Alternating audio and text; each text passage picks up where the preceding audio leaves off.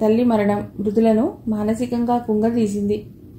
ఇదివరకు కాలేజీ క్యాంపస్లో ఎల్లప్పుడూ చాలా సంతోషంగా స్నేహితురాళ్లతో కలిసి మెలిసి తిరిగే మృదుల ఇప్పుడెంతో ముభావంగా ఉంటోంది. పరీక్షలు దగ్గర పట్టడం వల్ల తప్పనిసరి పరిస్థితుల్లో కాలేజీకి ఎడుతోంది. కాలేజీ ప్రిన్సిపల్ సుకుమారి మృదులను తన రూమ్కి పిలిచి, మృదుల, కాలేజీ క్యాంపస్లో నువ్వు ఇలా ముభావంగా ఉండటం నాకెంతో బాధగా ఉంది. నీ తల్లి మరణం నేను ఎంతటి మానసిక వేదనకు గురి చేస్తుందో నేను ఊహించగలనమ్మా. నేను జీవితంలో ఇలాంటి పరిస్థితుల్ని ఎన్నో ఎదుర్కొని ఉన్నాను.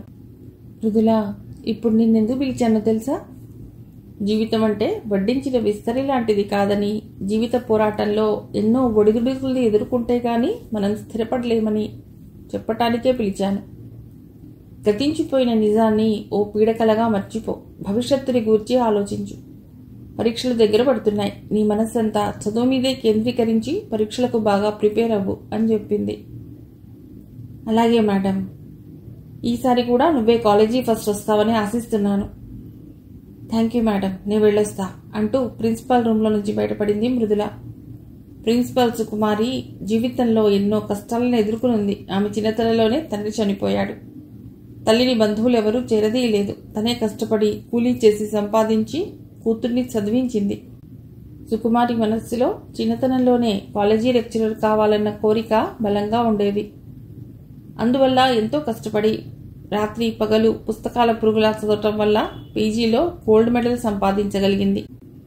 ఎంఫిల్ పూర్తి చేసి లెక్చరర్గా చేరిన కొద్ది కాలానికే ప్రిన్సిపల్ కాగలిగిందంటే అది ఆమె కృషేనని చెప్పవచ్చు. మృదుల పరీక్షల కోసం రాత్రింబవళ్లు కష్టపడి చదవసాగింది. చదువుతూనే మధ్య మధ్యలో ఇంటి పని, వంట పని కూడా మృదులే చేయవలసి వచ్చేది. చదువాపి వంట చేస్తున్న అక్కను చూసి, అక్క, ఈ పరీక్షల సమయంలో వంట చేయటం మానేయక్క, నాన్నగారితో చెప్పి హోటల్ నుండి క్యారియర్ తెచ్చుకుందాం అన్నాడు కిషోర్. నాన్నగారికి ఏమన్నా వేలల్లో ఉందా జీతం? దేవుళ్లాంటి నాన్నకు ఏ చెడలవాట్లు లేకపోవటం వల్ల ఆయనకొచ్చే జీతంతో మనిద్దరికీ కాలేజీ ఫీజులు కడుతూ ఎలాగోలా మనం ఇంత తినేలా చేయగలుగుతున్నాడు. కిచ్చి, మన ఇంటి పరిస్థితి ఏంటో బాగా తెలుసుకో. నాన్నగారి దగ్గర పొరపాటున కూడా క్యారియర్ తెచ్చుకుందా నాన్న అని అనకు. అలాగే అక్క, కానీ ఈ ఒక్కదానివే ఇంటి పని, వంట పని చేయటానికి మాత్రం నేను అంగీకరించను. ఇంటి పని, వంట పని ఈయనొక్కదాన్నే చేయకపోతే ఎవరొచ్చి చేస్తారా? ఎవరో వచ్చి చేయనక్కర్లేదు. చిన్న చిన్న పనులన్నీ నేను చేస్తాను. తమ్ముడు తన మీద చూపిస్తున్న అభిమానానికి చెలించిపోయింది మృదుల. కిచ్చి, ఈ వంట పని, ఇంటి పని నాకు లెక్కట్రా. ఓ అరగంట కాదనుకుంటే చాలు. ఈ అరగంట పనికి నీ సహాయమే నాకు అక్కర్లేదు. కానీ నువ్వు కష్టపడి చదివి ప్రయోజకుడివి కారా చాలు. 10th తెచ్చుకున్నట్లు ఫస్ట్ క్లాస్ తెచ్చుకుంటే సరిపోదు. ఇప్పటి నుండే కష్టపడి చదివి ఇంటర్లో స్టేట్ ర్యాంక్ తెచ్చుకోవాలి. ఆ తర్వాత ఎంట్రన్స్ రాయాలి, ఇంజనీరింగ్ చేరాలి. అక్క, నీ పగటి కలలకి అక్కడితోనే ఫుల్ స్టాప్ పెట్టే. కిచ్చి, ఇవి పగటి కలలు కాదురా. నువ్వు తప్పకుండా పెద్ద ఇంజనీర్వి కావాలి. నాన్నగారు నీ భవిష్యత్తు మీద ఎన్నో ఆశలు పెట్టుకుని ఉన్నారా? ఎవరి భవిష్యత్తు మీదమ్మా నేను ఆశలు పెట్టుకుని ఉండేది? అప్పుడే ఇంటికి అడుగుపెట్టిన నారాయణరావు కూతుర్ని అడిగాడు. ఎవరి భవిష్యత్తు మీద కాదు గాని మీరు యూనిఫామ్ విప్పి స్నానం చేసి రండి, భోజనం వడ్డిస్తాను అంది మృదుల. అలాగేనమ్మా అంటూ యూనిఫామ్ విప్పి పెరట్లోని బాత్రూంలో దూరాడు నారాయణరావు. అక్క, నాన్నగారికి భోజనం వడ్డిస్తానంటున్నావు, అప్పుడే వంట అయిపోయిందా? అనుమానంగా అడిగాడు కిషోర్. వంట వండడం పూర్తయి చాలాసేపు అయింది. ఇంకొద్దిసేపట్లో చల్లారిపోవచ్చు కూడా. నువ్వు కూడా వెళ్ళి కాళ్ళు చేతులు కడుక్కురా. అందరం కలిసి భోజనం చేద్దాం. నాన్నగారు వచ్చేంత వరకు తనతో మాట్లాడుతున్న అక్క మాటల్లోనే వంట పూర్తి చేసినందుకు ఆశ్చర్యపోతూ దొడ్లోకి వెళ్ళాడు కిషోర్. నారాయణరావు స్నానం చేసి వచ్చిన తర్వాత పిల్లలిద్దరితో కలిసి భోజనం చేశాడు. అతనికి పిల్లలతో కలిసి భోజనం చేయడం అంటే ఎంతో ఇష్టం. ఆఖరు పరీక్ష రాసిన తర్వాత ప్రిన్సిపల్ దగ్గరికి వెళ్ళింది మృదుల. కమాన్ మృదుల, కూర్చో. ఎలా రాసావు పరీక్షలు అని అడిగింది సుకుమారి. చాలా బాగా రాశాను మేడం. Very good. డిగ్రీ తర్వాత ఏం చేయాలనుకుంటున్నావు? మృదుల ఏం సమాధానం చెప్పకుండా మౌనంగా ఉండిపోయింది. చూడు మృదుల, నువ్వు కనుక ఐఏఎస్కి ప్రిపేర్ అయితే చాలా ఈజీగా సెలెక్ట్ అవ్వగలవు. నీ మీద నాకు ఆ నమ్మకం ఉంది. ఐఏఎస్ మీద నీకు ఇంట్రెస్ట్ ఉంటే హైదరాబాద్లో నా ఫ్రెండ్ ఒక ఆవిడ ఐఏఎస్ కోచింగ్ సెంటర్ నడుపుతోంది. ఆవిడకు లెటర్ రాసిస్తాను అంది సుకుమారి. నాకు ఐఏఎస్ మీద ఇంట్రెస్ట్ లేదు మేడం. డిగ్రీ తర్వాత మరేం చేయాలనుకుంటున్నావు? పీజీలో చేరతావా? కాదన్నట్లు తలూపింది మృదుల. మరేం చేస్తావు? లా చదవాలనుకుంటున్నాను మేడం. లా చదవాలనుకుంటే నువ్వు మనూరి లా కాలేజీలోనే చదవచ్చు. అన్నట్టు లా సెట్ ఎంట్రన్స్కి అడ్వర్టైజ్మెంట్ వేశారనుకుంటాను అనుమానంగా అంది. అవును మేడం, నిన్నటి పేపర్లో వేశారు. అప్లై చేయడానికి ఈ నెలాఖరు వరకు టైం ఉంది. అచ్చా, టైం ఉందిలే అని ఆగేవనుకో మర్చిపోయే అవకాశం ఉంది. ఈరోజే వెళ్ళి అప్లై చేయి. అలాగే మేడం, వస్తాను అంటూ పైకి లేచింది మృదుల. మృదుల, ఈ కాలేజీ చదువు అయిపోయిందని మమ్మల్ని మర్చిపోకు నవ్వుతూ అంది సుకుమారి. మిమ్మల్ని నేను ఎప్పటికీ మర్చిపోలేను మేడం, వస్తాను అంటూ ప్రిన్సిపల్ రూమ్లోంచి బయటకు వచ్చింది మృదుల. ఊతల మర్రిలా నలు దిశలా విస్తరించిన అవినీతి నీడలో నీతి అనే తులసి మొక్క పెరగడం అసాధ్యం. నారాయణరావు మది నిండా రకరకాల ఆలోచనలు. పోలీస్ స్టేషన్కి ఇన్స్పెక్షన్కి వచ్చిన ఎస్పీ గారు నారాయణరావును విచారిస్తున్నారు. వ్యభిచార గృహాల దగ్గర నువ్వు మామూళ్లు వసూలు చేశావని రిపోర్ట్ వచ్చింది. దానికి నీ సంజాయిషి ఏమిటి? ఎస్పీ నారాయణరావును అడిగాడు. ఎస్ఐ గారు వద్దన్నా వినకుండా ఎమ్మెల్యే బావమర్ది నడిపిస్తున్న వ్యభిచార గృహాన్ని రైడ్ చేసిన నేను వ్యభిచార గృహాల దగ్గర మామూలు వసూలు చేస్తున్నానని మీరు నమ్ముతున్నారా సార్? ఎంతో వినయంగా అడిగాడు. నువ్వు మామూలు వసూలు చేస్తుండగా చూసిన సాక్షుల్ని విచారించిన తర్వాత కూడా నమ్మకుండా ఎలా ఉండగలను? కోపంగా అన్నాడు ఎస్పీ. ఏమీ మాట్లాడకుండా మౌనంగా ఉండిపోయాడు నారాయణరావు. నిన్ను సస్పెండ్ చేస్తున్నాను అన్నాడు ఎస్పీ. ఏం మాట్లాడకుండా ఎస్పీ గారి వంక సూటిగా చూస్తూ శాల్యూట్ కొట్టి తల మీద టోపీ తీసి టేబుల్ మీద పెట్టి తల వంచుకుని స్టేషన్ నుంచి బయటకు వచ్చాడు నారాయణరావు. నీతికి సమాధి కట్టి అవినీతిని స్వేచ్ఛావిహంగాన్ని చేసి ఎగిరించగల సమర్థులున్న సమాజం ఇది. ఈ సమాజంలో నారాయణరావు లాంటి నిజాయితీ పరులైన కానిస్టేబుల్స్ మనగలటం చాలా కష్టం. అస్తవ్యస్తమైన ఆలోచనలతో ఇల్లు చేరాడు నారాయణరావు. ఇంట్లో కడుగుపెట్టిన తండ్రిని చూసి, నాన్న, మీకో శుభవార్త. మా డిగ్రీ రిజల్ట్స్ వచ్చాయి. ఈసారి కూడా నేనే మా కాలేజీ ఫస్ట్ వచ్చాను నాన్న అంటూ ఎంతో సంతోషంగా చెప్పింది మృదుల. 20 ఏళ్లుగా నీతి నిజాయితీలకు ప్రతిరూపంగా ఉద్యోగ ధర్మం నిర్వర్తించిన అతడికి ఈనాడు బలవంతంగా అవినీతి కళంకం అంటించారన్న బాధ నిలువునా దహించేస్తోంది. కూతురు చెప్పిన శుభవార్త కూడా అతడినేమాత్రం సంతోషపెట్టలేకపోయింది. తండ్రి అలా ఉండటం గమనించిన మృదుల, నాన్న, ఏమైంది మీకు? ఎందుకు అదోలా ఉన్నారు? భయపడుతూ అడిగింది. నీతికి ప్రతిరూపంగా బతికిన నాకు అవినీతి కళంకాన్ని అతి బలవంతంగా రుద్ది ఉద్యోగంలోంచి బయటకు గెంటేశారమ్మా అని బోరున ఏడ్చాడు. తర్వాత జరిగిందంతా చెప్పాడు. బాధపడకండి నాన్న, మీరు అవినీతిపరుడంటే ఈ ఊళ్ళో ఎవ్వరూ నమ్మరుగాక నమ్మరు ఎంతో గట్టిగా చెప్పింది మృదుల. కూతురు అంత గట్టిగా చెప్పిన తర్వాత, నిజమే, నేనంటే ఈ ఊళ్ళో అందరికీ తెలుసు. నన్ను అవినీతిపరుడని ఎవ్వరూ నమ్మరు అనుకుని తృప్తిపడ్డాడు నారాయణరావు. మృదుల, డిగ్రీ పూర్తయింది కదమ్మా, తర్వాత ఏం చదవాలనుకుంటున్నావు? కూతుర్ని అడిగాడు నారాయణరావు.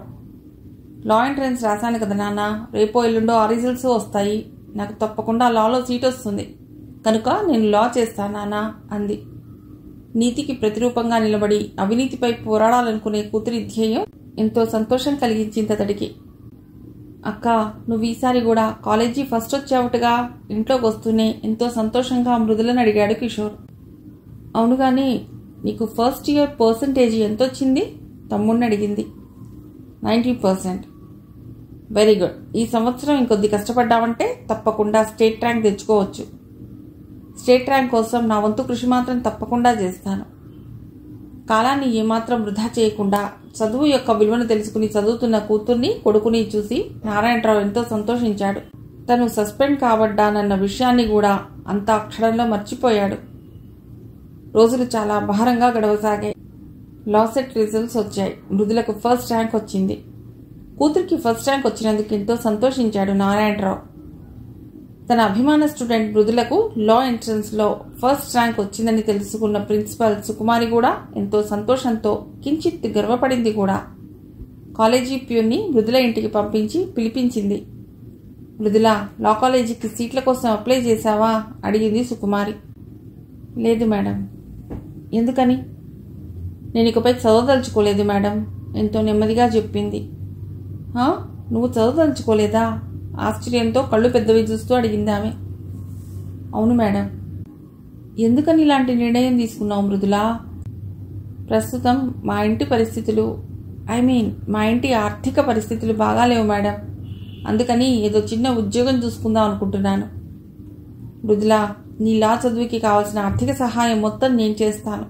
ఎట్టి పరిస్థితుల్లోనూ నువ్వు చదువు మానటానికి మాత్రం నేను అంగీకరించను, ఖచ్చితంగా చెప్పిందామె. ఎన్నో సంవత్సరాలుగా ఎంతోమంది పేద విద్యార్థులకు తన జీతంతో ఫీజులు కట్టి చదివిస్తోంది సుకుమారి. మేడం, మీరు నా కాలేజీ ఫీజులు వగైరా కట్టి నా చదువు కొనసాగించేందుకు ఆర్థిక సహాయం చేసినా నా కుటుంబ పరిస్థితుల దృష్ట్యా నేను ఉద్యోగంలో చేరడమే మంచిది. ఎందుకంటే నేను ఉద్యోగంలో చేరి ఎంతో కొంత సంపాదిస్తే అది నా తమ్ముడి చదువుకు తోడ్పడుతుంది మేడం. ఇంత చిన్న వయసులో మృదుల అంత గొప్పగా కుటుంబ బాధ్యతల్ని తన నెత్తిన వేసుకోవడం చూస్తుంటే ఎంతో ఆనందం కలిగించింది సుకుమారికి. కానీ ఎలాగైనా ఆ అమ్మాయిని లా చదివించే తీరాలి అని కూడా నిర్ణయించుకుందామే. కొద్దిసేపు బాగా ఆలోచించి, చూడమ్మా మృదుల, నువ్వు అనుకున్నట్లుగానే ఏదో ఉద్యోగంలో చేరు, కానీ లా చదవటం మాత్రం మానుకోవటానికి వీల్లేదు అంది సుకుమారి. చదువుకి ఉద్యోగానికి పొంతనిలా కుదురుతుంది మేడం? అనుమానంగా అడిగింది మృదుల. నువ్వు లా నైట్ కాలేజీలో చదివితే చదువుకి ఉద్యోగానికి చాలా తేలిగ్గా పొంతన కుదురుతుంది. సుకుమారి సలహా మృదులకు నచ్చింది. నిజమే మేడం, ఈ ఐడియా నాకు రానేలేదు. ఐడియా అందరికీ వచ్చేస్తే నాలాంటి సలహాలు ఇచ్చేవాళ్ల గతేం కాను అంటూ నవ్విందామె. మృదుల కూడా ఆమె నవ్వుతో జత కలిపింది. సరేగాని ఇంతకీ నువ్వేం ఉద్యోగం చేయాలనుకుంటున్నావు? మృదులను అడిగింది సుకుమారి. ఉద్యోగం దొరకటమే గగనమైన ఈ రోజుల్లో ఏ ఉద్యోగం చేయాలో ఎలా నిర్ణయించుకోగలం మేడం? ఏ ఉద్యోగం దొరికినా చేయాలి. అలాగైతే నాకు తెలిసిన ఒక ఆయనకు న్యూస్ పేపర్ ఉంది, నువ్వు అందులో చేరతానంటే చెప్పు, ఇప్పుడే నేను ఆయనతో మాట్లాడతాను. తప్పకుండా చేరతాను మేడం, ఎంతో సంతోషంగా చెప్పింది మృదుల. వెంటనే ఫోన్ రిసీవర్ చేతిలోకి తీసుకుని ఆశాజ్యోతి దినపత్రిక ఆఫీస్కి ఫోన్ చేసింది సుకుమారి. ప్రొపరేటర్ లేడని చెప్పేసరికి ఫోన్ పెట్టేసింది. చూడమ్మా, ఆఫీస్లో ప్రొపరేటర్ గారు లేరట. నేను మళ్ళీ ఇంకోసారి ఆయనతో ఫోన్లో మాట్లాడేందుకు ప్రయత్నిస్తాను. నీకు తప్పకుండా ఉద్యోగం ఇస్తారు ఆయన. నేను ఇప్పుడు నీకు లెటర్ రాసిస్తాను, అది తీసుకుని నువ్వు రేపు ఉదయాన్నే ఆశాజ్యోతి పత్రికా ఆఫీస్కు వెళ్ళి ప్రొపరేటర్ గారిని కలు అని లెటర్ రాసి మృదుల చేతికిచ్చింది సుకుమారి. థ్యాంక్ యూ మేడం, నేను రేపు ఉదయం పత్రికా ఆఫీస్కు వెళ్ళి ప్రొపరేటర్ గారిని కలుస్తాను అంటూ పైకి లేచింది. బెస్ట్ ఆఫ్ లక్ మృదుల అంది Sukumari. Thank you once again ma'am, వస్తాను అంటూ బయటికి వచ్చింది మృదుల. లా సెట్లో ఫస్ట్ ర్యాంక్ తెచ్చుకున్న కూతురు లా కాలేజీకి వెళ్లకుండా ఉద్యోగ ప్రయత్నానికి బయలుదేరడం చూసి ఎంతో బాధపడుతూ, మృదుల, ఇప్పుడే ఉద్యోగ ప్రయత్నం ఎందుకమ్మా? నా మాట విని నువ్వు లా కాలేజీలో చేరమ్మా అని కూతుర్ని బ్రతిమాలాడు నారాయణరావు. నానా, నేను ఎంత విడమర్చి చెప్పినా నా పరిస్థితి అర్థం చేసుకోరే నాన్నా. మీకు పూర్తి జీతం చేతికొచ్చే రోజుల్లోనే నాకు తమ్ముడికి కాలేజీ ఫీజులకు పుస్తకాలకు మీరెంత అవస్థపడ్డారో ఒక్కసారి గుర్తుకు తెచ్చుకోండి.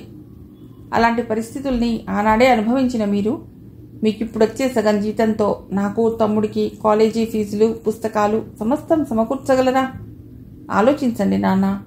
నేను ఇప్పుడు ఉద్యోగం చేయకపోతే మన కుటుంబం ఎలా గడుస్తుందో మీరే చెప్పండి అంది. కూతురు చెప్పింది అక్షరాలా నిజమని అతడికి తెలుసు. కానీ కూతురు ఉద్యోగంలో చేరటానికి మాత్రం అతడి మనసు ఎందుకో అంగీకరించడం లేదు. మృదుల, నాకొచ్చే సగం జీతంతో నీకు తమ్ముడికి ఫీజులు కడుతూ చదివించి కుటుంబాన్ని పోషించలేనని తెలుసు.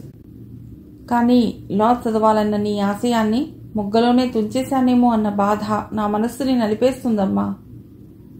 నాన్న, నేను ఉద్యోగం చేస్తూ నైట్ కాలేజీలో లా చదువుతాను. అది మీరు అంగీకరిస్తేనే.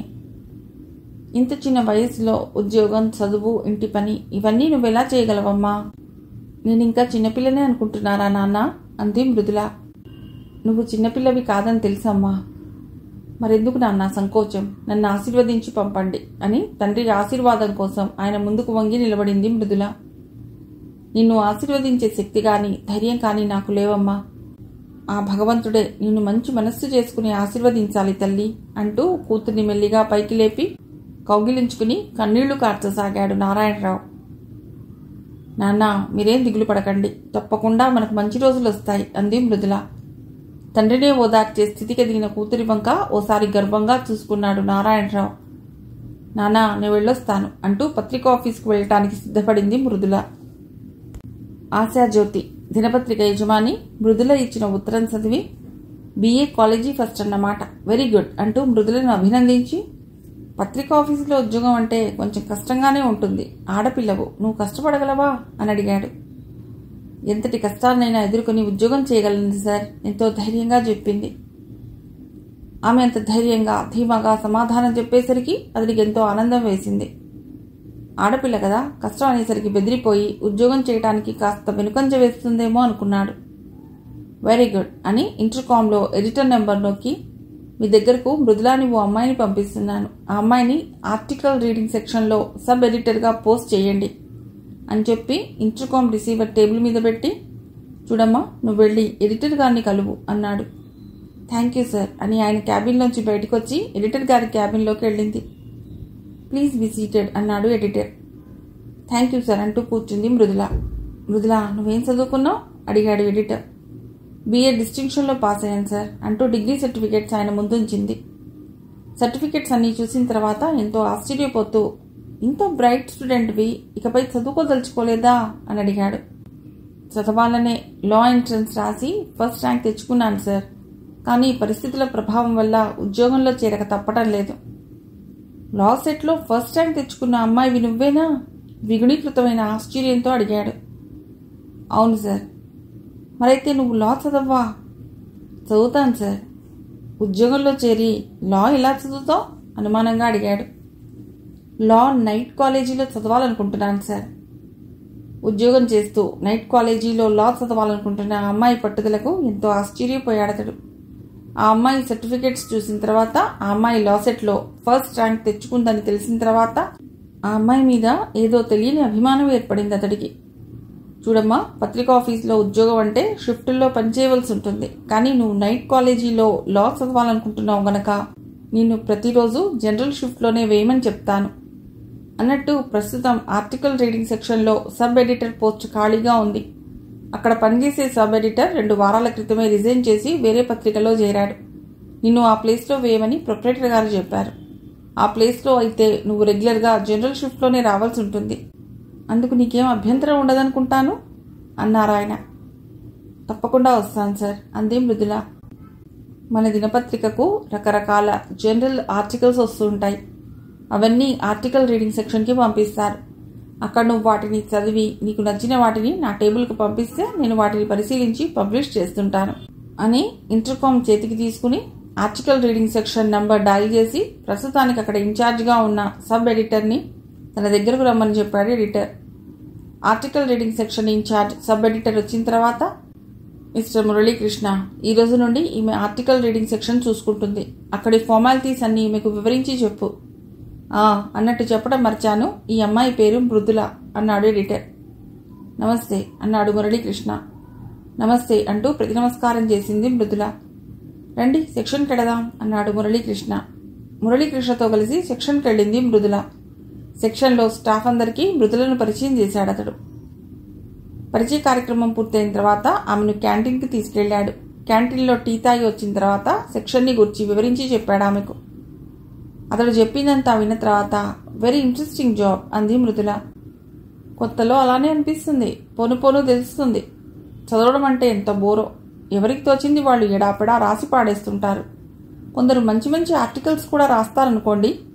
ఎనీహౌ చదవండి, మీకే తెలుస్తుంది అని వెళ్ళిపోయాడు మురళీకృష్ణ. టేబుల్ మీద ఆర్టికల్స్ చదవడం మొదలెట్టింది. మధ్యాహ్నం లంచ్ సమయానికి ఓ 5 ఆర్టికల్స్ సెలెక్ట్ చేసి ఎడిటర్ గారికి పంపించింది మృదుల. మురళీకృష్ణ లంచ్ టైంలో సెక్షన్కి వచ్చి ఆమెను క్యాంటీన్కి తీసుకెళ్లాడు. ఎలా ఉంది అని అడిగాడు. కూరలు కొద్దిగా చప్పగా అనిపిస్తున్నాయి అంది మృదుల. నేను అడిగింది భోజనాన్ని గురించి కాదు. మరి మీ ఉద్యోగం ఎలా ఉంది? ఓహ్, ఉద్యోగాన్ని గురించా మీరు అడిగింది? అన్నం తింటూ ఉండేటప్పుడు ఎలా ఉంది అనేసరికి కూరల్ని గురించి కావాలనుకున్నాను. ఉద్యోగం నిజంగా చాలా ఇంట్రెస్టింగ్గా ఉందండి, ఎంతో సంతోషంగా చెప్పింది. నిజంగా కూడా ఆమెకు ఆర్టికల్స్ చదువుతున్నంతసేపు వేరే ధ్యాస లేకుండా ఎంతో ఏకాగ్రతతో ఆర్టికల్స్ చదివింది ఆమె. ఇద్దరూ కలిసి భోజనాలు పూర్తి చేశాక ఆమె తిరిగి తన సెక్షన్కి వెళ్ళింది. ఎలా ఉందమ్మా ఉద్యోగం? సాయంత్రం ఇంటికొచ్చిన కూతుర్ని అడిగాడు నారాయణరావు. చాలా బాగుంది నాన్న. మృదుల, నువ్వు ఉద్యోగం చేస్తూ నైట్ కాలేజీలో చదవగలవా అమ్మా? అనుమానంగా కూతుర్ని అడిగాడు. ఏం నాన్న, ఉద్యోగం చేస్తూ చదవలేననుకుంటున్నారా? సరే అమ్మా, నీ ఇష్టం. అలాగైతే నేను నైట్ కాలేజీలో చదివేందుకు మీకేం అభ్యంతరం లేదన్నమాట. లేదమ్మా. సరే అయితే రేపే లంచ్ టైంలో లా కాలేజీకి వెళ్ళి అప్లికేషన్ తెచ్చుకుంటాను అంది. నీ లా కాలేజీ అప్లికేషన్ నేను ఈరోజు మధ్యాహ్నమే తీసుకొచ్చానమ్మా అంటూ కూతురు చేతికి అప్లికేషన్ ఇచ్చాడు నారాయణరావు. అప్లికేషన్ వైపు ఎంతో ఆనందంగా చూస్తూ, మీరెంత మంచివారు నాన్న అంది మృదుల. నీ ఆశయం ఏంటో నాకు తెలుసు కదమ్మా, అందుకని నేను స్వయంగా కాలేజీకి వెళ్ళి అప్లికేషన్ తీసుకొచ్చాను. అప్లికేషన్ పూర్తి చేసి ఇచ్చావంటే రేపు నేను కాలేజీలో ఇచ్చేస్తానమ్మా. అలాగే నాన్న అని అప్లికేషన్ నింపడం మొదలెట్టింది. నారాయణరావు బయటికి వెళ్ళాడు. అప్లికేషన్ ఫిలప్ చేస్తున్న మృదుల దగ్గరకు కిషోర్ వచ్చి, అక్క నువ్వు ఉద్యోగంలో చేరావటగా అని అడిగాడు. అవును, పత్రికా ఆఫీస్లో సబ్ ఎడిటర్ ఉద్యోగం. ఇప్పుడు ఉద్యోగంలో చేరకపోతే ఏం కొంచెం కోపంగా అడిగాడు. అప్లికేషన్ ఫామ్ మడిచి పక్కన పెట్టి, నేను ఉద్యోగంలో చేరకపోతే కుటుంబం ఎలా జరుగుతుందనుకుంటున్నావురా అడిగింది మృదుల. ఎలాగోలా జరుగుతుంది, నువ్వు కష్టపడటానికి మాత్రం నేను అంగీకరించను మొండిగా చెప్పాడు. తమ్ముడికి తన మీద ఉన్న అభిమానానికి పొంగిపోయిందామె. కిచ్చి, నాన్నగారికి పూర్తి జీతం వచ్చే రోజుల్లోనే మనిద్దరికి కాలేజీ ఫీ కట్టలేక పుస్తకాలు కొనలేక నానా అవస్థలు పడేవారు. అలాంటిది ఇప్పుడు ఆయనకు వచ్చే సగం జీతంతో కుటుంబాన్ని పోషించడం కూడా కష్టమేరా. ఇక నీ చదువుకి ఆయన ఏం చేయగలడు, అందుకనే నేను ఉద్యోగంలో చేరాను అంది. అలాగైతే నేను ఏదో చిన్న ఉద్యోగం చూసుకుంటాను అన్నాడు కిషోర్. కిచ్చి, అలా అనుకురా, నా ఆశలన్నీ నీ చదువు మీదేరా. నువ్వు బాగా చదివి పెద్ద ఇంజనీరు కావాలి. అందుకు నేనెంత కష్టపడ్డానికైనా సిద్ధమే. ఇంకెప్పుడు నువ్వు ఇలాంటి మాటలు మాట్లాడకుండా చదువు మీదే నీ దృష్టి కేంద్రీకరించు. అన్నట్టు ఇంటి నుండే ఎంసెట్కి కూడా ప్రిపేర్ అవుతుండు. అందుకు కావలసిన మెటీరియల్ అంతా ఇంకొద్ది రోజుల్లో నీకు తెచ్చిస్తాను అంది మృదుల. కిషోర్ ఏం మాట్లాడకుండా మౌనంగా ఉండిపోయాడు. అక్క తన కోసం కష్టపడటం అతడి మనస్సెందుకో అంగీకరించలేకపోతోంది. కానీ తప్పనిసరి పరిస్థితి, ఒప్పుకోక తప్పటం లేదు అతడికి. రోజులు చాలా వేగంగా గడుస్తున్నాయి. ఉద్యోగం చేస్తూ నైట్ కాలేజీ చదువుకి మంచి పేరు తెచ్చుకుంది మృదుల. ఎలాంటి ఆర్టికల్స్ ప్రచురిస్తే పాఠకులు నచ్చుతారో మృదులకు చాలా బాగా తెలిసిప్పుడు. అందుకని ఆమె సెలెక్ట్ చేసి పంపిన ఆర్టికల్స్ని ఏమాత్రం చదవకుండా సింపుల్గా టిక్ పెట్టి ప్రింటింగ్కి పంపేస్తున్నాడు ఎడిటర్. ఓ రోజు, మహిళలకు జరుగుతున్న అన్యాయాల మీద నేనెందుకు ఆర్టికల్ రాయకూడదు అనుకుంది మృదుల. అలా అనుకున్న ఒక గంట తర్వాత ఆర్టికల్ తీసుకెళ్లి ఎడిటర్ గారికి చూపించింది ఆమె. ఆ ఆర్టికల్ పూర్తిగా చదివి, really it is a marvellous article. ఇంత మంచి స్టాండర్డ్స్ ఆర్టికల్ ఇప్పటివరకు మన పత్రికలో ప్రచురించబడలేదంటే నమ్ము. దీన్ని రేపటి పేపర్లో ప్రచురించమని నోట్ రాసి ప్రింటింగ్ సెక్షన్కి పంపుతాను అంటూ మృదులని ఆకాశానికి ఎత్తేసి మాట్లాడారు. నిజంగా కూడా మృదుల రాసిన ఆర్టికల్ చాలా బాగుంది. మరుసటి రోజే పేపర్లో ఆమె రాసిన ఆర్టికల్ ప్రచురించారు. అది చదివిన ఆఫీస్ స్టాఫ్ అంతా ఆమెని అభినందనలో ముంచెత్తారు. మీరింత గొప్ప ఆర్టికల్ రాస్తారని నేను ఊహించలేదు అన్నాడు మురళీకృష్ణ. అంత గొప్పగా ఉందా ఆర్టికల్ అంది మృదుల. చాలా గొప్పగా ఉంది. రేపటికి మీకే తెలుస్తుంది చూడండి. ఎలా తెలుస్తుంది? ఏముంది, పాఠకుల దగ్గర నుండి కట్టలు కట్టలుగా అభినందన ఉత్తరాలు వస్తాయండి. నిజంగానా? రేపటి వరకు ఆగి చూడండి, మీకే తెలుస్తుంది. థ్యాంక్ యూ అందామె. మురళీకృష్ణ చెప్పినట్లుగానే మరుసటి రోజు కట్టలకు కట్టలు ఉత్తరాలు మృదుల ఆర్టికల్స్ని అభినందిస్తూ ఎడిటర్ గారికి వచ్చాయి. మృదులను పిలిచి, ఇవన్నీ నీ ఆర్టికల్ని అభినందిస్తూ వచ్చిన ఉత్తరాలమ్మా అతడెంతో సంతోషంగా మృదులతో చెప్పాడు. మురళీకృష్ణ చెప్పినా కూడా పాఠకుల నుండి తను రాసిన ఆర్టికల్కి ఇంత గొప్ప రెస్పాన్స్ వస్తుందని ఆమె ఊహించలేదు. ఆమె మనసంతా ఏదో తీయని అవ్యక్తానందంతో నిండిపోయింది. మృదుల, మహిళలకు సంబంధించిన ఆర్టికల్ రెగ్యులర్గా రాయకూడదు. ఎలాగూ లా చదువుతున్నావు కనుక మహిళల కోసం న్యాయ వ్యవస్థ ఎలాంటి చట్టాల్ని రూపొందించింది, వాటి వల్ల మహిళలకు ఎలాంటి ఉపయోగాలు ఉంటాయి అన్నీ నీకు వివరంగా తెలుసుకోగలిగే అవకాశం ఉంది కనుక రెగ్యులర్గా ఆర్టికల్స్ రాస్తూ ఉండు. వాటిని మృదుల మహిళా కాలం అన్న శీర్షికన రోజుకొక ఆర్టికల్ ప్రచురిస్తుంటాను. నువ్వు ఓకే అంటే ఈరోజే త్వరలో మృదుల మహిళా కాలం శీర్షిక ప్రారంభం అని అడ్వర్టైజ్మెంట్ ఇచ్చేస్తాను అన్నాడు ఎడిటర్. రెగ్యులర్గా నేను ఆర్టికల్స్ రాయగలనా సార్ అనుమానంగా అడిగింది. నువ్వు రాయకపోయినా నీ చేత రాయించే పూచి నాది. వెళ్ళి ముందు ఆర్టికల్స్ రాయి, నేను మాత్రం ఈరోజే అడ్వర్టైజ్మెంట్ ఇస్తున్నాను అన్నాడు ఆయన. వారం రోజుల తర్వాత నుండి మృదుల రాసిన ఆర్టికల్స్ వరుసగా మృదుల మహిళా కాలం శీర్షికన ప్రచురించసాగారు. ఆ ఆర్టికల్కి పాఠకుల దగ్గర నుండి చాలా మంచి రెస్పాన్స్ వచ్చింది. ముఖ్యంగా మహిళల దగ్గర నుండి ఊహించినంత రెస్పాన్స్ వచ్చింది. పత్రిక సర్క్యులేషన్ కూడా పెరిగింది.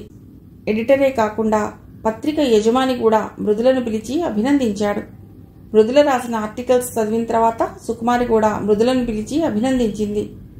తన స్టూడెంట్ చదువుతూ ఉద్యోగం చేస్తూ ఇలాంటి మంచి ఆర్టికల్స్ రాసి పాఠకలోకంచే ఓ గుర్తింపు తెచ్చుకున్నందుకు ఎంతో గర్వపడింది కూడా. అందరి అభినందనల సంతోషంతో ఇంటికొచ్చిన మృదులకు ఇంకో శుభవార్త మరీ సంతోషాన్ని కలిగించింది. ఆ శుభవార్త తమ్ముడు కిషోర్ ఎంసెట్ ఎంట్రన్స్లో స్టేట్ ర్యాంక్ సంపాదించటం. కిచ్చి, నాకు ముందే తెలుసురా నీకు తప్పకుండా స్టేట్ ర్యాంక్ వస్తుందని. నేను ముందే ఊహించానురా. కిచ్చి, నాకెంత సంతోషంగా ఉందో తెలుసా. ఉండు, ముందు పాయసం తయారు చేస్తాను అంటూ వంటింట్లోకి వెళ్ళింది మృదుల. అప్పుడే ఇంటికొచ్చిన నారాయణరావు కూడా కొడుకుని మనస్ఫూర్తిగా అభినందించాడు. మృదుల తను తయారు చేసిన పాయసాన్ని 2 కప్పుల్లో పోసి తండ్రికి తమ్ముడికి ఇచ్చింది. నువ్వు కూడా తెచ్చుకోమ్మా, ముగ్గురం కలిసే తిందాం అన్నారు నారాయణరావు. ముగ్గురు కలిసి సంతోషంగా పాయసం తిన్నారు. కిషోర్ హైదరాబాద్కి కౌన్సిలింగ్కి వెళ్ళటం, హైదరాబాద్ జేఎన్టీయూలో కంప్యూటర్ సైన్స్లో సీట్ రావటం, అతడు కాలేజీలో చేరిపోవటం చకచకా జరిగిపోయాయి. మృదులకు జీతంతో పాటు ఆర్టికల్స్ రాసినందుకు రెమ్యునరేషన్ కూడా వస్తుండటం వల్ల నెల నెల తమ్ముడికి డబ్బు పంపడం ఆమెకు పెద్ద కష్టం అనిపించలేదు. కానీ ఇంటి బాధ్యతంతా కూతురి నెత్తి మీదనే పడిందని మానసిక వేదన మాత్రం నారాయణరావుని వదిలేది కాదు. పెళ్లి చేసి అత్తవారింటికి పంపవలసిన వయసులో దాని మీద ఇలా ఇంటి బాధ్యతంతా వేశానే అని బాధపడుతుండేవాడు. మృదుల మాత్రం ఉద్యోగం, ఆర్టికల్స్ రాయడం, తమ్ముడి చదువుని గురించి ఉత్తరాల ద్వారా విచారించటం, డబ్బు నెల నెలా పంపించటం, తన లా చదువు చూసుకోవటం తప్ప మరి వేటిని గురించి ఆలోచించేది కాదు. ఓ రోజు ఆఫీస్లో మృదుల దగ్గరకు వచ్చిన మురళీకృష్ణ, ఏమండి మృదుల గారు, రేపటి నుండి ఈ ఆఫీస్కి నేను రాను అని నవ్వుతూ చెప్పాడు. ఎందుకండి అని అడిగింది ఆమె అనుమానంగా. ఉద్యోగానికి రాజీనామా చేసేశాను. నిజంగానా? ఆశ్చర్యపోతూ అడిగింది. అవునండి. ఎందుకని? వేరే కొత్త ఉద్యోగంలో చేరబోతున్నారా? కొత్త ఉద్యోగంలో చేరడం లేదండి. మరేం చేయాలనుకుంటున్నారు? నేనే స్వయంగా ఓ న్యూస్ పేపర్ ప్రారంభించాలనుకుంటున్నాను. వెరీ గుడ్ అందామె. నేను పెట్టబోయే న్యూస్ పేపర్కి కూడా అప్పుడప్పుడు ఆర్టికల్ రాయండి నవ్వుతూ అడిగాడు. తప్పకుండా రాస్తానండి. మృదుల గారు, మీతో ఓ విషయం మాట్లాడాలి. సాయంత్రం ఆఫీస్ నుంచి ఇంటికి వెళ్ళేటప్పుడు నీలిమా రెస్టారెంట్కి రాగలరా అడిగాడు. తప్పకుండా వస్తానండి. థ్యాంక్ యూ అంటూ వెళ్ళిపోయాడు మురళీకృష్ణ. అతడు వెళ్ళిపోయిన తర్వాత మృదుల ఆలోచనలో పడింది. మురళీకృష్ణ ఏ విషయం గురించి నాతో మాట్లాడాలనుకుంటున్నాడు? ఈ ఉద్యోగానికి రిజైన్ చేసి నేను ప్రారంభించబోయే పత్రికలో చేరమని అడుగుతాడా? అలా అడిగితే ఎలా సమాధానం చెప్పాలి? ఈ ఉద్యోగానికి రాజీనామా చేసి మురళీకృష్ణ దగ్గర చేరతానంటే నన్ను ఇంతగా ప్రోత్సహించిన ఎడిటర్ గారు ఏమనుకుంటారు? అడగగానే ఉద్యోగం ఇచ్చిన యజమాని గారు ఏమనుకుంటారు? ఇలా రకరకాల ఆలోచనలతో సాయంత్రం వరకు గడిపింది మృదుల. సాయంత్రం ఆఫీస్ నుంచి మురళీకృష్ణతో కలిసి నీలిమా రెస్టారెంట్కి వెళ్ళింది మృదుల. చెప్పండి, ఏం తీసుకుంటారు? స్వీటా హాటా అడిగాడు మురళీకృష్ణ. స్వీటు హాటు రెండూ వద్దు, చల్లగా ఐస్ క్రీం తిందా అంది మృదుల. ఓకే, 2 బ్లాక్ మ్యాజిక్ అని సర్వర్కి చెప్పాడు. ఏం మాట్లాడాలనుకుంటున్నారు? నవ్వుతూ అడిగింది. కొద్దిసేపు ఏం మాట్లాడకుండా మౌనంగా ఉండిపోయాడు మురళీకృష్ణ.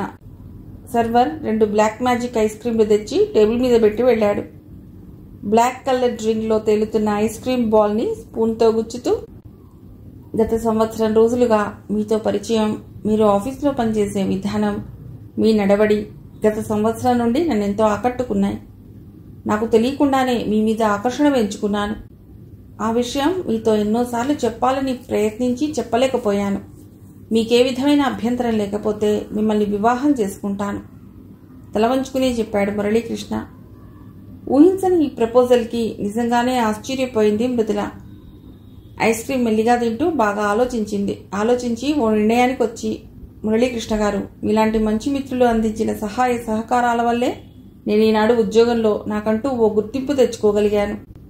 నా గూర్చి మీకు పూర్తిగా ఎప్పుడూ చెప్పలేదు. మా కుటుంబ బాధ్యతంతా నా మీదే ఉంది. మా తమ్ముడు ఈ సంవత్సరమే ఇంజనీరింగ్లో చేరాడు. వాడికి అది పూర్తవటానికి 4 ఏళ్లు పడుతుంది. ఇకపోతే నాకంటూ కొన్ని ఆశయాలున్నాయి. అందుకని నేను ఉద్యోగం చేస్తూ కూడా నైట్ కాలేజీలో లా చదువుతున్నాను. అందుకని ప్రస్తుతం నేనున్న ఈ పరిస్థితిలో ఎవరిని ప్రేమించలేను, ఎవరి ప్రేమను అంగీకరించలేను, ఎవరిని పెళ్లి చేసుకోలేను. ఎంతో ఖచ్చితంగా చెప్పింది. మీ బాధ్యతలు తీర్చుకుని ఆశయాలు నెరవేర్చుకునేంత వరకు నేను ఆగటానికి సిద్ధపడతాను.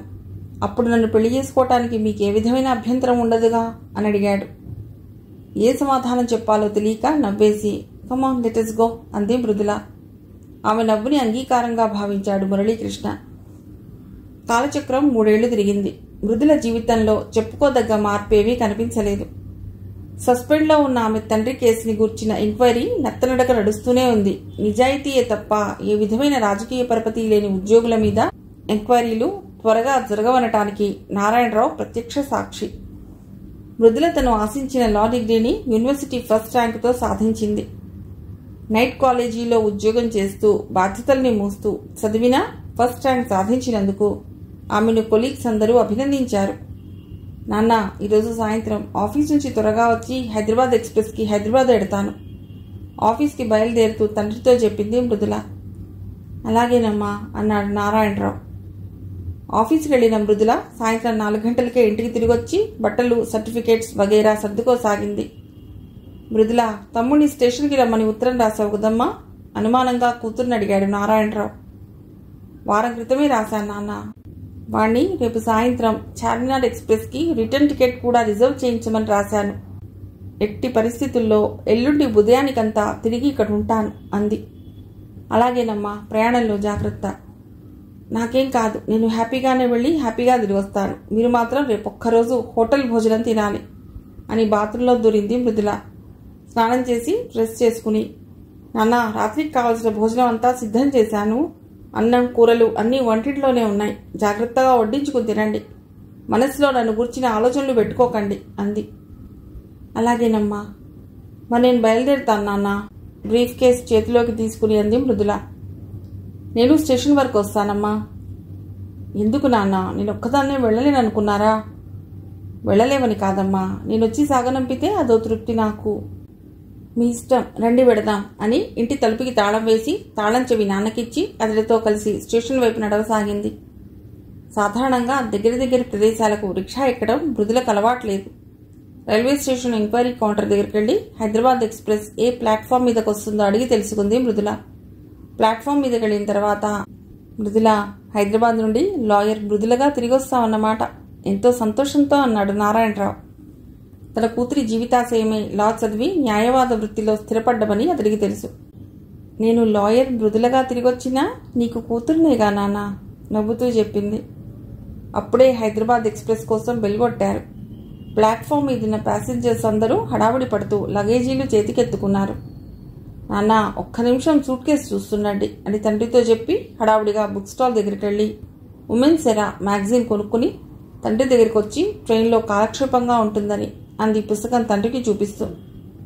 హైదరాబాద్ ఎక్స్ప్రెస్ వచ్చి ప్లాట్ఫామ్ మీద ఆగింది. కోచ్ నెంబర్ చూసుకుని అందులోకి ఎక్కి తన బెర్త్ దగ్గరికి వెళ్ళి కిటికీలోంచి తండ్రిని చూస్తూ, నేను వెళ్ళొస్తాను నాన్న అంది.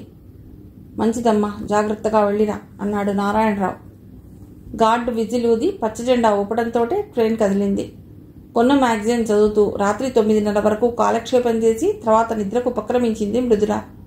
తెల్లవారి 6:30కు సికింద్రాబాద్ స్టేషన్ వచ్చేంత వరకు మెలకువ రాలేదు ఆమెకు. అరే, ఎంత ముద్దు నిద్ర పట్టేసింది అనుకుని గబగబా బెడ్షీట్ సర్దుకుని సూట్ కేసులో పెట్టి తల పైపైన దువ్వుకుని తన సీట్లో కూర్చుంది. చాలామంది ప్యాసింజర్స్ సికింద్రాబాద్ స్టేషన్లోనే దిగిపోయారు. తమ్ముడిని నాంపల్లి స్టేషన్కి రమ్మని లెటర్ రాసి ఉండటం వల్ల మృదుల ట్రైన్లోనే కూర్చుంది. అర్ధగంట తర్వాత ట్రైన్ నాంపల్లి స్టేషన్లో ఆగింది. ట్రైన్ దిగి ప్లాట్ఫామ్ మీద నిలబడ్డ మృదులను చూసి, అక్క, ప్రయాణం బాగా జరిగిందా అన్నట్టు లా యూనివర్సిటీ ఫస్ట్ వచ్చినందుకు కంగ్రాట్స్ అంటూ అక్కను అభినందించి, అక్క, ఈ అమ్మాయి పేరు శిరీష, నా క్లాస్మేట్, కెమికల్ ఇంజనీరింగ్ చేస్తుంది అంటూ తన పక్కన నిలబడి ఉన్న అమ్మాయిని అక్కకు పరిచయం చేశాడు కిషోర్. నమస్తే అంది శిరీష. నమస్తే అంటూ ప్రతి నమస్కారం చేసింది మృదుల. మీ గురించి చాలా చెప్పాడండి మీ తమ్ముడు. నిజంగా మీరింత చిన్న వయసులోనే ఇంటి బాధ్యతల్ని నెత్తిన వేసుకుని ఉద్యోగం చేస్తూ చదువుతూ మీ తమ్ముడిని చదివిస్తూ, అబ్బా, నిజంగా మిమ్మల్ని చూస్తుంటే ఎంతో ఆనందం వేస్తుందండి అని మనస్ఫూర్తిగా మృదులను ప్రశంసించింది శిరీష. సమాధానంగా నవ్వి ఊరుకుంది మృదుల. అక్క, నువ్వు మళ్ళీ సాయంత్రం చార్మినార్కి తిరిగి వెళ్ళిపోవాలన్నావుగా, అందుకని హోటల్లో ఎక్కడా రూమ్ బుక్ చేయలేదు. నేరుగా మా కాలేజీ హాస్టల్కి వెళ్ళిపోదాం. అక్కడ నువ్వు లేడీస్ హాస్టల్లోని శిరీష వాళ్ళ రూమ్లో స్నానం చేసి రెడీ అయ్యావంటే అక్కడి నుంచి మన ముగ్గురం కలిసి హైకోర్టుకి ఎడదాం అన్నాడు కిషోర్. సరే పద పెడదాం అంది మృదుల. మిగిలిన కథ తర్వాతి భాగంలో.